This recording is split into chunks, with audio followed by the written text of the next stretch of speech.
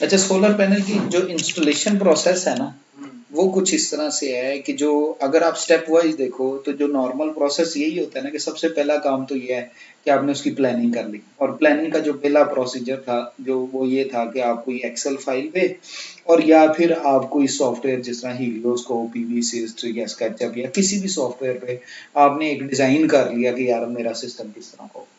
जब एक दफा आपने डिजाइन कर लिया उसके अकॉर्डिंगली आपको पता चल गया पैनल कितने चाहिए, पैनल के अकॉर्डिंगली स्टैंड कितना चाहिए, और फिर उसके बाद आपके पास जो और बाकी एसेसरीज हैं जिसमें वायर आ गई, जिसमें सर्किट ब्रेकर आ गए, आपके पास सारी एक पिक्चर क्लियर होगी कि भाई 10 किलोवाट का है तो क्या क्या सामान चाहिए, 20 किलोवाट का क्या क्या सामान चाहिए।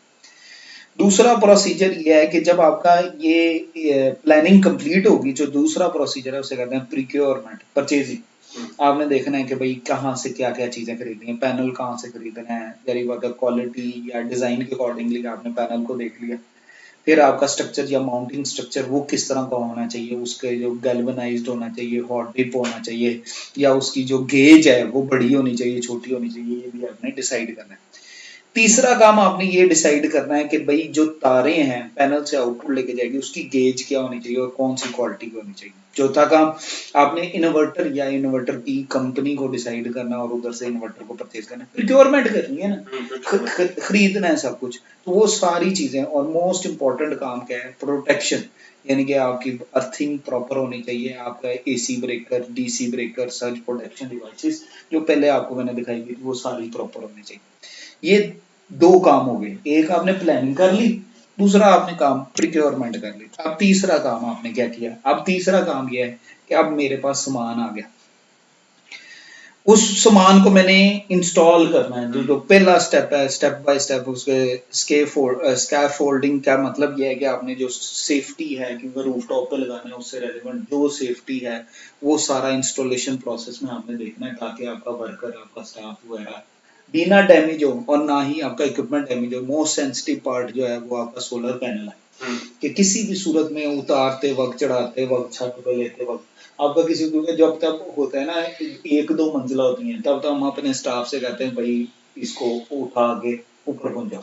जब एक दो मंजिला नहीं होती, तीन चार मंजिला होती हैं, फिर हमारा ये प्रोसेस होता है कि हम वो पुली वाला मैकेनिज्म लगा के छत पे एक स्टैंड सा लगा देते हैं। जिस तरह आपने देखा होगा ट्रांसफार्मर की माउंटिंग कर रहे होते हैं तो तब भी ट्रांसफार्मर इतना वजनी होता है, वो पुली वाले स्ट्रक्चर से हम कर रहे होते हैं। इसी तरह हम पैनल भी इसी तरह लेके जाते हैं, क्योंकि नॉर्मल पैनल का जो वजन होता है वो 28 से 30 किलो होता है। आप ट्रांसफार्मर की बात कर रहे हैं जो पैड माउंटेड होता है? हाँ, नहीं जो आउटडोर में हमारे पास लगते हैं ना, तो हम जब ट्रांसफार्मर्स को उठाना होता है अपने स्ट्रक्चर पे लगाना होता है तो फिर हम पुली से उसे खींचे, बिल्कुल बिल्कुल बिल्कुल, जैसे इंजन को पुल करते हैं, जिस तरह इंजन को कर रहे थे एग्जैक्टली सेम वे में। तो पहला काम यह है कि आपने इसको सेफली अपनी रिक्वायरमेंट को फुलफिल किया, ना तो आपका स्टाफ किसी भी सूरत में इंजर्ड हो और ना ही आपका जो इंस्टॉलेशन में आपके पैनल्स, इन्वर्टर्स वगैरह की इसको डैमेज हो। दूसरा काम आपने करना है इंस्टॉलेशन ऑफ पैनल्स। आपका इंस्टॉलेशन ऑफ पैनल्स के अंदर जो पहला काम है वो है माउंटिंग स्ट्रक्चर्स। अब हमने स्ट्रक्चर्स खरीद लिए, दो किस्म के स्ट्रक्चर्स होते हैं, एक कस्टमाइज स्ट्रक्चर्स होते हैं कस्टमर के अकॉर्डिंगली कि भाई मुझे ना डिजाइन कर दो कि मेरी छत से इतना ऊंचा हो जाए, क्योंकि उनकी कस्टमाइज स्ट्रक्चर क्यों हम बनाते हैं कि नॉर्मली हमारे पाकिस्तान में स्ट्रक्चर ही, बिल्डिंग का स्ट्रक्चर ही ऐसा बनता है कि पूरी बिल्डिंग एक साइड पे ममटी हम खड़ी कर देते हैं और एक साइड पे हम वो जो है ना टैंक, वाटर टैंक खड़ा कर देते हैं। तो वाटर टैंक का भी साया बनता है और ममटी का भी साया बनता है। अगर आपकी घर की लोकेशन ही इस तरह है कि घर का मुंह जो है वो ईस्ट वाली साइड पे या वेस्ट वाली साइड पे, तो ऑटोमेटिकली जो साया बनना है वो पूरी छत के ऊपर बनना है। हाँ, आइडियल घर सोलर के लिए बड़ा आइडियल घर वो होता है जिसकी डायरेक्शन या नॉर्थ वाली साइड पे हो या साउथ वाली साइड पे, तो उससे ये है कि हमें स्पेस भी मिल जाती है, हमें एडवांटेज मिल जाता है, कंपैरेटिवली बेनिफिट ज्यादा मिल जाता है। तो क्या है कि भाई ममटी वगैरह का जब साया बनता है तो फिर हमें ये मसला रहता है कि यार मेरे पैनल पे साया ना बन जाए तो इनएफिशिएंटली मेरा सोलर पैनल वर्क ना करे। तो फिर हम क्या करते हैं, हम कस्टमाइज स्टैंड ले लेते हैं, हम उसको जमीन से ऊंचा कर लेते हैं, ममटी की हाइट पे ले लेते हैं, ममटी से हम सपोर्ट ले लेते हैं और सारे पैनल जो है ममटी के करीब करीब में लगा देते हैं ताकि ममटी या टैंकी का साया ना बने। डिफरेंट साइड्स पे ये पॉसिबिलिटी। तो आपने माउंटिंग स्ट्रक्चर डिसाइड करना है, या तो जो क्लासिक जो बने बनाए स्ट्रक्चर्स मिलते हैं वो 2 पीवी के स्ट्रक्चर्स मिलते हैं, 3 पीवी के स्ट्रक्चर्स बने बनाए मिलते हैं, यानी कि 3 पैनल आप उस स्ट्रक्चर पे लगा सकते हो, ये बने बनाए होता है। और फिर कस्टमाइज स्ट्रक्चर्स में फिर आपने डिसाइड करना होता है भाई कितनी हाइट लेके जानी है, जितनी हाइट ऊंची होती है उतनी कॉस्ट बढ़ जाती है, फिर उतना आपको मटेरियल भी ज्यादा चाहिए। जनरल अगर हाइट फॉर एग्जांपल 4 फीट या 5 फीट की चाहिए तो मैं बहुत हैवी गेज ना भी यूज करूं, 14 गेज इनफ होगी। लेकिन अगर हाइट मेरी जो है वो कोई 6 या 7 फीट ऊंची चाहिए, फिर इसका मतलब हवा का प्रेशर भी अच्छा खासा आएगा। तो उस प्रेशर को अवॉइड करने के लिए जो प्रॉपर प्रोसीजर है, उस प्रोसीजर में हमारी कोशिश ये होती है कि भाई गेज जो है वो 12 के करीब हो जाए, मोटा लोहा यूज हो जाए। फिर उसके अकॉर्डिंगली जो दूसरी चीज आती है उसका एंगल आता है, जिसको हम टिल्ट एंगल कहते हैं। नॉर्मली टिल्ट एंगल 18 डिग्री से 36 डिग्री के दरमियान की ब्रैकेट में टिल्ट एंगल लगता है। आपने अकॉर्डिंगली अपना टिल्ट एंगल की मैथमेटिकल कैलकुलेशन कर ली, जो पहले मैंने आपको दिखाई भी थी कि किस तरह आपने उसके अकॉर्डिंगली कर ली। लेकिन पाकिस्तान के लिहाज से आइडियल टिल्ट एंगल 19 डिग्री से 23 डिग्री के दरमियान में हम रखते हैं पाकिस्तान के लैटिट्यूड के अकॉर्डिंगली। अगर मैं वो फार्मूला अप्लाई करूं, सर मैं आपकी बात कर रहा हूं, अगर वो फार्मूला अप्लाई करूं तो 18 से 36 के दरमियान ही वैल्यू। हाँ, मेजोरिटी केसेस में 18 से 36 के दरमियान में आती है, क्योंकि ये एरिया ऐसा है। पाकिस्तान की मैं बात कर रहा हूँ, ये एरिया ऐसा है। लेकिन लाहौर की स्पेसिफिकली बात करें तो जो हमारा एक्सपीरियंस है वो 19 से 23 डिग्री के करीब करीब आता है। तो ये एक एंगल बन जाता है टिल्ट एंगल। टिल्ट एंगल के अकॉर्डिंगली आपका कस्टमाइज स्टैंड भी बनेगा, और टिल्ट एंगल के अकॉर्डिंगली आपका जो है अपना बना बनाया स्टैंड भी लेगा। क्योंकि जो मैक्सिमम हाइट होगी और जो मिनिमम हाइट होगी, जारी बात है वो इंक्लाइंड होगा ना ऊपर से नीचे, तो ऑटोमेटिकली वो 18 डिग्री के अकॉर्डिंगली होगा। तो minimum height according, for example आपकी हाइट स्टार्ट हो रही है लेट्स सपोज 7 फीट से, तो जो मिनिमम हाइट होगी वो कोई 5.5 पे खत्म हो जाएगी या 4 पे खत्म हो जाएगी, तो वो एक टिल्ट बन जाएगा। अब आपने माउंटिंग स्ट्रक्चर फिक्स कर दिया छत में। अब वो जो माउंटिंग स्ट्रक्चर के अंदर वो सिविल वर्क भी होगा कि भाई अगर आपने उसकी फाउंडेशन मजबूत बनानी है तो आपने या तो छत के अंदर से जो वाटर प्रूफिंग वाला एरिया उसको उतार के उसके अंदर उसको माउंटिंग स्ट्रक्चर को डाल के और उसके अंदर वो जो कंक्रीट वाला जो सोल्यूशन बनता है वो डाल के। दूसरी सूरत है कि आपने जो सड़कों के साइडों पे ब्लॉक्स लगते हैं, उन ब्लॉक्स को आपने साथ अटैच कर दिया और उसके साथ उसको वो क्या नाम है ड्रिल कर दिया, और उन ब्लॉक्स को कंक्रीट आपकी जो छत है उसके साथ कंक्रीट के साथ अटैच कर दिया। तो ये डिफरेंट वेज में आप माउंटिंग स्ट्रक्चर को अटैच कर सकते हैं। जब माउंटिंग स्ट्रक्चर आपके साथ अटैच हो गया, अब क्या क्या आपने सोलर पैनल की फिटिंग करनी। जो सोलर पैनल की फिटिंग होती है नॉर्मल वे में उसकी फिटिंग के साथ आते हैं उसके नट बोल्ट वगैरह आते हैं। अब आपके पास अगर mounting structure for example galvanised है, हॉट टिप है, या आपका जो है स्टील कोटिंग वाला है, या आपका जो है क्या नाम है एल्यूमिनियम का है, आपकी चॉइस पे। लेकिन कोशिश ये करनी है कि जो मटेरियल यूज हो उन नट बोल्ट का वो भी नॉन रस्टी मटेरियल हो, आपको वो आयरन के मटेरियल नहीं चाहिए। तो आपके एमएस वाले सस्ते पड़ते हैं, आप मार्केट से परचेज करने जाओ तो जो पूरी फिटिंग मिलती है वो 150-200 रुपए यानी कि $1 की कॉस्ट पड़ती है अगर आप एमएस का मटेरियल लो। और अगर आप ये जो स्टेनलेस स्टील का मटेरियल हो तो वो नॉर्मली 3 टाइम्स ज्यादा पड़ जाती है, और वो तकरीबन चली जाती है कुछ 700 से 800 पे चली जाती है उसकी फिटिंग। लेकिन आपने स्टेनलेस स्टील लेना है इसलिए कि भाई उसकी फिटिंग का ये फायदा है कि वो रस्टी नहीं है, तो वो रस्टी उसकी प्रॉपर फिटिंग वाला काम करे ताकि वो प्रॉपर्ली इंस्टॉलेशन हो जाए। अब फिटिंग होगी, अब पैनल की फिटिंग होगी। अब पैनल की वायरिंग है। पैनल की वायरिंग दो किस्म की।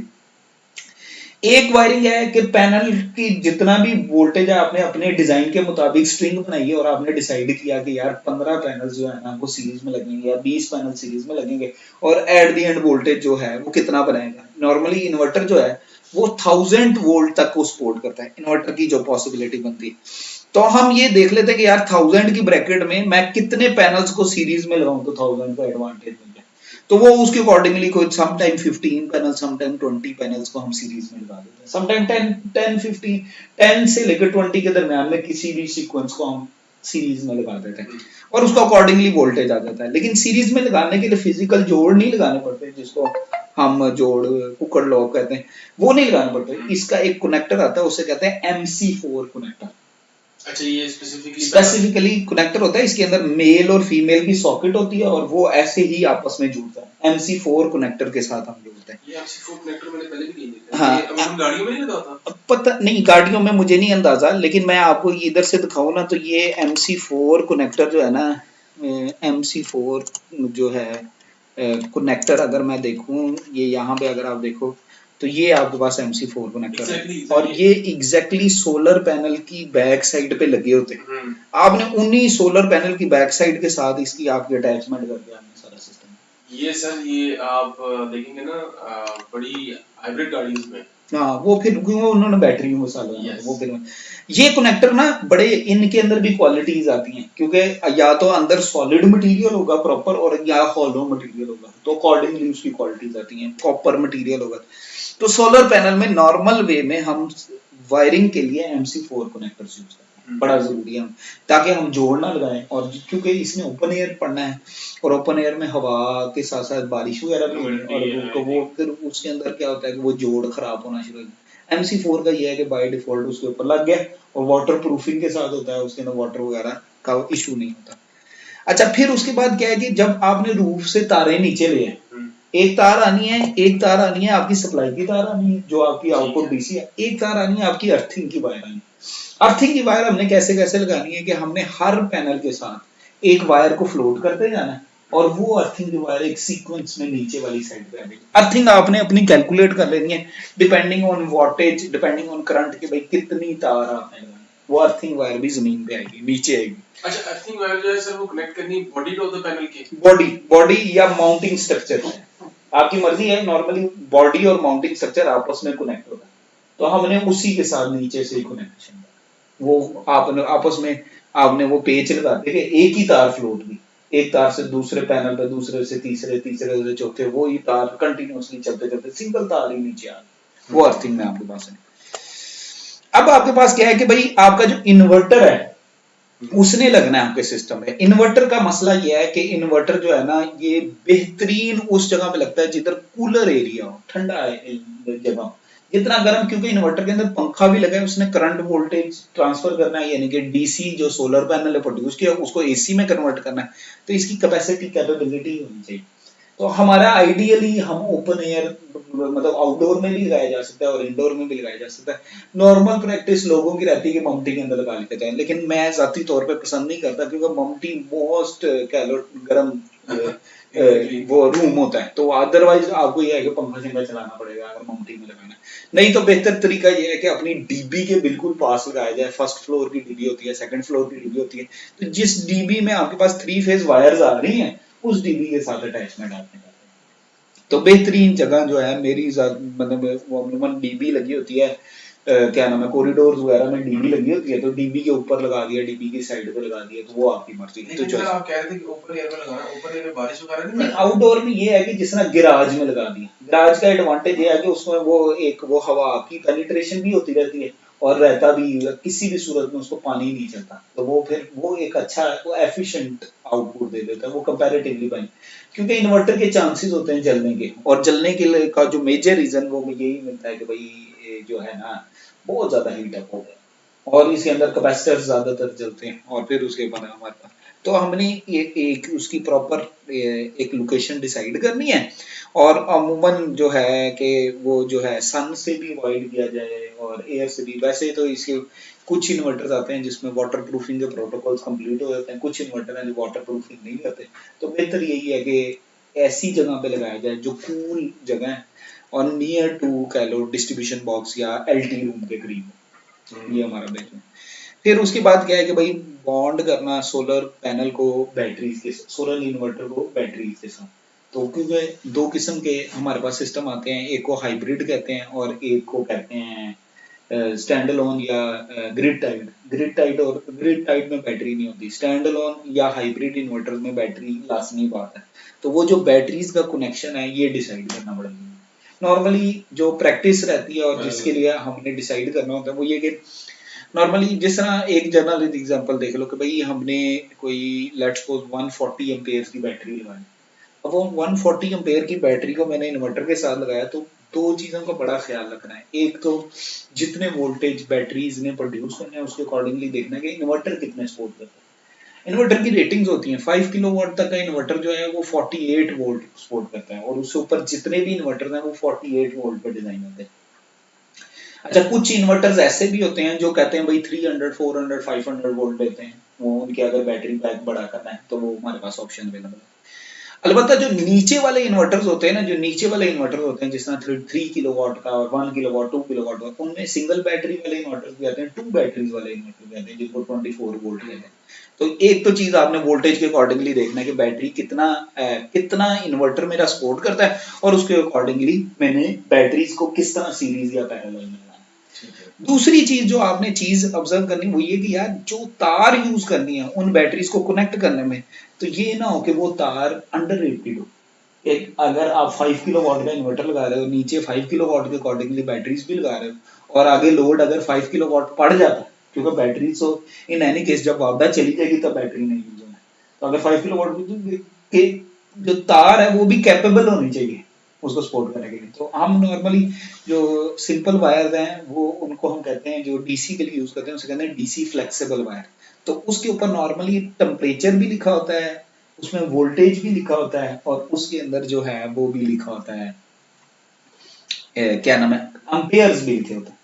तो कोशिश ये करनी है कि जो आपकी बैटरी है, क्योंकि बैटरी ने किसी टाइम चार्ज होना है और किसी टाइम डिस्चार्ज होना है, तो जब बैटरी ने चार्ज होना है डिस्चार्ज होना है, इन एनी केस वो जो वायर है वो कैपेबल होनी चाहिए, वो जलेगा।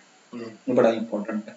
तो आपकी वायर की सिलेक्शन बड़ी इंपॉर्टेंट है कि भाई कि एनी केस आपकी बैटरी बिल्कुल डेड हो गई है, आपको सोलर ने अच्छा चार्जिंग के साथ उसको चार्ज किया, तो दोनों सूत्र में यही चले ना, तो ये आपकी प्रॉपर बॉन्डिंग होनी चाहिए। फिर जो है आपका आखिरी जो काम मेजर काम आता है वो भी आपने इन्वर्टर को कंज्यूमर एंड पे कनेक्ट करना है, यानी कि लोड के साथ कनेक्ट करना है। आप देखो कि किसी भी पॉइंट पे हमने लोड से कनेक्ट नहीं किया, तो जो लोड से कनेक्ट करना है उसका जो बेसिक प्रोसीजर है उसके अंदर भाई आपने अगर मल्टीपल सोर्सेज हैं, फॉर एग्जांपल जनरेटर जनरेटर आ गया तो जनरेटर के साथ सिंक्रोनाइज किया, वापडा आ गई तो वापडा के साथ सिंक्रोनाइज किया, और कनेक्शन जो है उसके अकॉर्डिंगली आपने सिस्टम को ऑर्गेनाइज्ड वे में चलाना। ये बात नहीं करनी कि जो है क्या नाम है एक पैनल को, अमूमन क्या होता है sometime more than one inverter लगे होते हैं सिस्टम में, तो कभी भी ये नहीं करना कि एक पैनल को मल्टीपल इन्वर्टर्स के साथ पैरेलल में करना, ये नहीं करना। एक पैनल की स्ट्रिंग एक ही इन्वर्टर में जाएगी, दूसरे इन्वर्टर में नहीं जा सकती, ये पॉसिबल नहीं। तो ये आपकी कनेक्शन की आपकी डायग्राम बनी। फिर उसके बाद क्या है कि भाई आपने स्टार्ट किया तो उसकी टेस्टिंग ऑफ पैनल और सारा का सारा प्रोसीजर आपने चेक करना है कि भाई आपकी जो स्विचिंग प्रोसीजर है क्रॉस चेक कर लिया ना, ताकि सिस्टम को ऑन करने से पहले कंफर्मेशन हो जाए, अदरवाइज बर्न आउट हो जाए। तो ये आपके कंप्लीट स्टेप्स आते हैं आपका सिस्टम इंस्टॉल।